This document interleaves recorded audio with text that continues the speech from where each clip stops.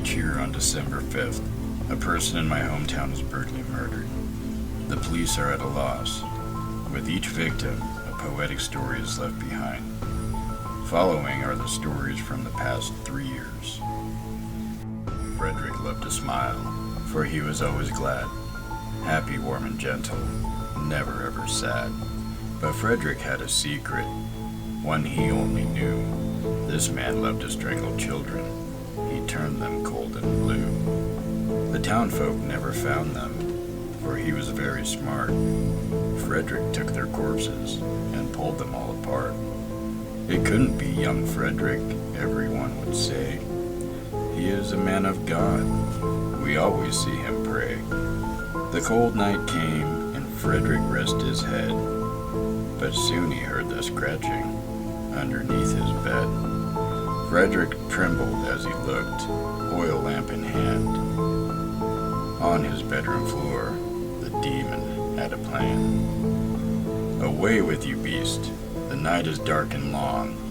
You have no business here, for I have done no wrong. Krampus only laughed as he shook his rusty chain. He hung Frederick by the neck until he writhed in pain. The links constricted, digging into skin. Frederick then cried out, paying for his sin.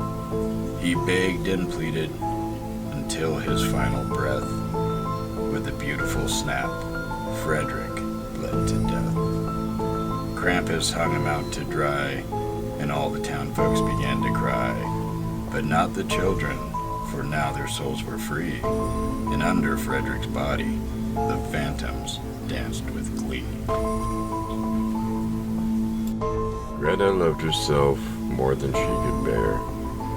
She never had enough and could never ever share. Want was never more, it was only need. Her envy grew and grew, and with it came her greed. Greta needed more, but money wasn't flush, so she stole from her family. It gave her quite the rush. It is not enough, to herself she would say, I must have it all, there is no other way. Into her grandparents' home, Greta crept inside. They had many treasures, jewelry and gemstones pied. But when she looked about, wealth she did not find. Only ancient Krampus with something on his mind. Greta shrieked and trembled, staring at his claws. She knew there would be no mercy from this evil Santa Claus. You shall have riches, Krampus said with a grin, and he gave them to her after peeling off her skin. Herman was a doctor, for that's what he would say, and every single patient they would have to pay. He cut and pulled and burned, and after he was done, for more he always yearned. This surgeon was a butcher who had a taste for swine.